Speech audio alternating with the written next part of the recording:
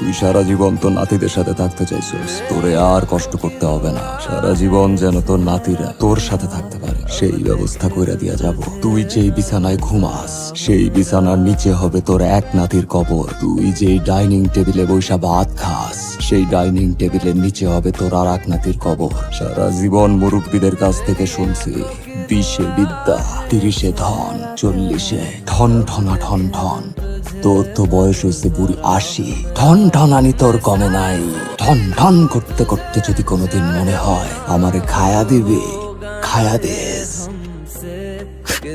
তুই যেই মাল দিয়ে আমারে খাইতে চাস এই মাল আমার আব্বার বানানো, made in Bangladesh and manufactured by Shamsher Sheikh. আর আমার আব্বা এইটা আমারে খাওয়ার জন্য বানায়। দাদু রাক্ষসের গল্প কি এখানেই শেষ?